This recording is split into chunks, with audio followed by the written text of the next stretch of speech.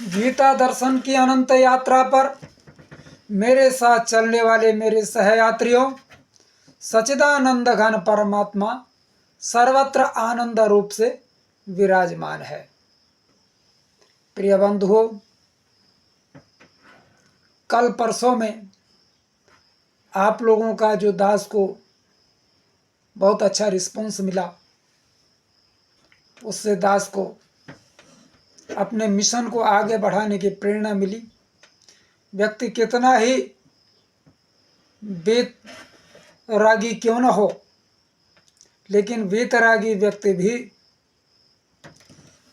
जिस कार्य को करने जा रहा है उसमें अगर सफलता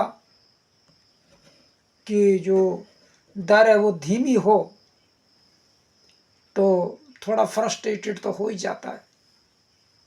प्रिय बंधुओं, आज का जो विषय है दास जिसे लेगा वह है अष्टलक्ष्मी। दास जो भी अपनी बात रखता है वो गीता शास्त्र की रोशनी में ही रखता है। इसके लिए ये अवश्य है कि उदाहरण के लिए कोटेशन के रूप में वेद आदि अन्य शास्त्र भी उनसे कुछ श्लोक ले लेता हूँ, लेकिन दास का जो फोकस है वो गीता दर्शन पर है। प्रिय बंधुओं, अष्टलक्ष्मी पर मेरा जो ये चर्चा करने का विचार इसलिए बना कि मैं देखता हूँ कि लोग पैसे के पीछे बहुत भाग रहे हैं और जीवन में शांति नहीं है। दूर के ढोल सुहावने हो रहे हैं और संसार उस सेमल के फूल की तरह बन गया है जो बाहर से तो बहुत सुंदर दिखाई दे रहा है लेकिन अंदर से उसमें कीड़े पड़े हुए हैं। अष्टलक्ष्मी का मतलब वो व्यक्ति, उस व्यक्ति का संसार जो बाहर से भी सुंदर है और अंदर से भी सुंदर है, वह होगा अष्टलक्ष्मी युक्त। अक्सर देखा जाता है धन तो बहुत है लेकिन पुत्र संतति नहीं है। धन भी है, पुत्र संतति भी है, तो समाज में मान नहीं है।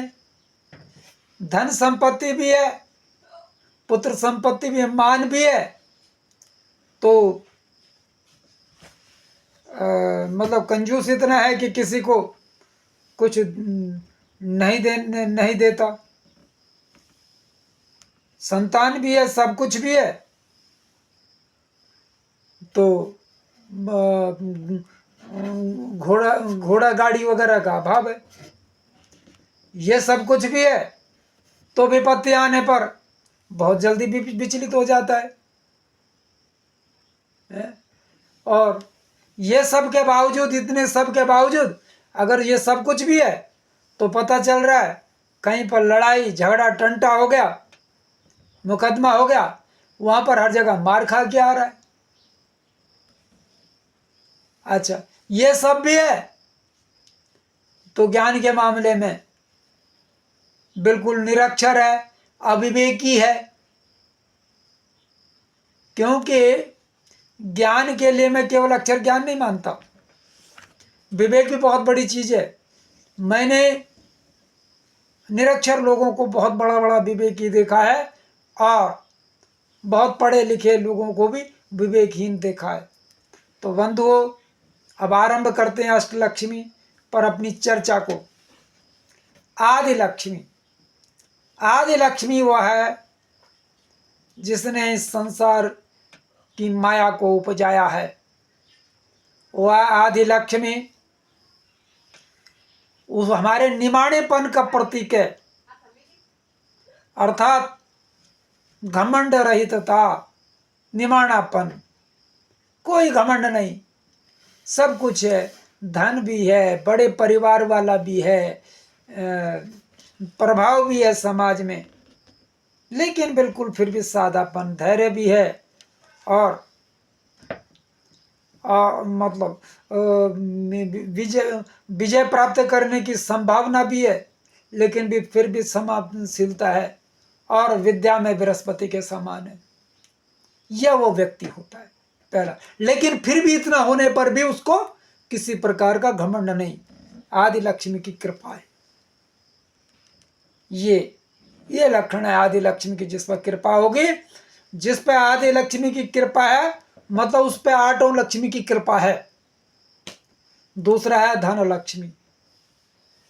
तो एकांकी लक्ष्मी एकांकी रूप में अगर जिसको उपलब्ध है, वो धन, केवल धन तो है, बाकी सारी चीजों का अभाव है। धान्य लक्ष्मी, धन का मतलब है कि हमारे पास रुपए पैसा सोना चांदी हीरे जवाहरात, ये धन हो गया। धन वगैरह तो है, लेकिन कहीं खाने के लिए कुछ नहीं है।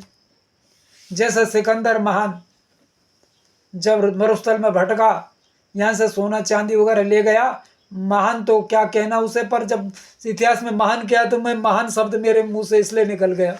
तो वो व्यक्ति पानी के लिए तरस गया, अन्न तो दूर रहा, पानी के लिए तरस गया। उसके बहुत सारे सिपाही मारे गए। कहाँ काम आया वो धन? तो धान्य, धान्य का मतलब होता है अनाज, फल इत्यादि, दालें इत्यादि। गज लक्ष्मी, धन लक्ष्मी है, धान्य लक्ष्मी है और गज लक्ष्मी, मतलब ये सब कुछ होने के बाद है, लेकिन यातायात के साधन उसके पास नहीं है। कहीं जाना चाहता है, गाड़ी चलाना ही नहीं जान रहा आज के युग में, जैसे मैं हूं। मैं पैदल पैदल यात्रा करनी पड़ती है मुझे, तो गज लक्ष्मी से वंचित हूं। तो कहने का मतलब है गाड़ी घोड़ा जिसके पास हो, ये हुई चौथी लक्ष्मी। संतान लक्ष्मी, धन भी है, धान्य भी है, गाड़ी घोड़ा भी है, लेकिन संतान अगर नहीं है तो जीवन में सूनापन बना रहेगा। धैर्य लक्ष्मी, छोटी सी विपत्ति आ गई, ऋण इत्यादि हो गया, तो धैर्य खो लिया। कई लोग तो बड़ी विपत्ति में ऐसे आते हैं कि वो विपत्ति में आकर आत्महत्या तक करते हुए देखे गए। कई लोग हैं, उनका समाज में बड़ा मान है, बहुत स्थिति आ गई, उनके गाड़ी हैं, घोड़ा है, सब कुछ है, पुत्र है, पौत्र है, सब कुछ है, लेकिन पता चल रहा है कि व्यापार में घाटा हो गया, कहीं आय के स्रोत बंद हो गए, थोड़ा सा विपत्ति आ गई।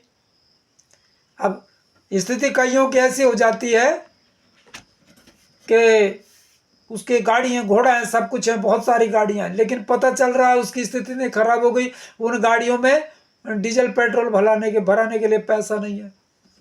अच्छा, पता चल रहा है कि उसका जो है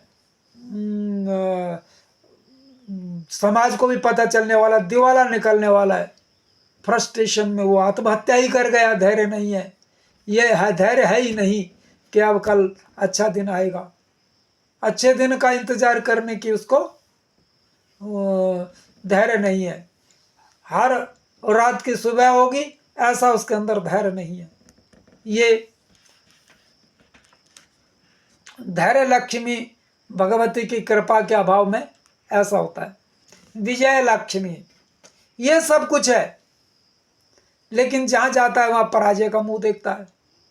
किसी डिबेट में जाता है वहां पर हार जाता है, कहीं मुकदमे में जाता है वहां पर हार जाता है, किसी से वाद विवाद हो गया वहीं पर हार जाता है। तो ये भगवती विजय लक्ष्मी की कृपा के अभाव में ऐसा होता है। विद्या लक्ष्मी, ये सब कुछ है, लेकिन निरक्षर अंगूठा टेक, कोई कला कौशल से हीन है, तो ऐसे व्यक्ति को भगवती विद्या लक्ष्मी की कृपा के अभाव में ऐसा होता है। प्रिय बंधुओं, इसके लिए मैं आपको बता दूं, किसी मूर्ति को पूजने की जरूरत नहीं है। आपकी माता, आपकी माता, आपकी बेटी, आपकी पत्नी, आपकी बहन, ये सब उस भगवती का स्वरूप है। जैसा कि दुर्गा सप्तशती के 11वें अध्याय में लिखा है, विद्या समस्ता तव देवी भेदा स्त्रहा समस्ता सकला जगत्सु त्वे कया पूरितमं वेतत् काते स्तुति स्तव्य परा परोक्ति। तो उस भक्ति की, भगवती के मेरे प्रिय बंधुओं, जीती जाती जागती मूर्तियों का पूजन करने की मैं सलाह देता हूँ। मेरी भी, अब मैं रोज भगवती का ध्यान करता हूँ वगैरह सब कुछ करता हूँ, लेकिन मैं पूजता जीती जाती मूर्तियों को ही हूँ। मैं बैठ कर जहाँ पर मन आता है वहाँ पर कर लेता हूँ और विधि निषेध से हमेशा दूर रहता हूँ। बस देवी तत्व को जिस दिन आप जान गए, उसके लिए ये मूर्ति पूजा प्रारंभिक है। इस अपने इसके हकीक से शुरू जो आपने सफर किया, उसको इसके हबीब तक पहुंचाने की आवश्यकता है। मूर्ति पूजा में फंस के मत रह जाना मेरे प्यारे बंधुओं। इसके कारण हिंदू समाज आज लगभग, जब 1000 वर्ष पहले जहाँ खड़ा था, जब गुलाम हुआ था, आज भी वही खड़ा है। तो ये समाज के दुर्दशा को देखते हुए दास ने ये जो चैनल चलाया, इसको आपका भरपूर प्रेम मिले तो दास को आगे बढ़ने की प्रेरणा मिलेगी। जय हिंद, जय भारत, जय सनातन।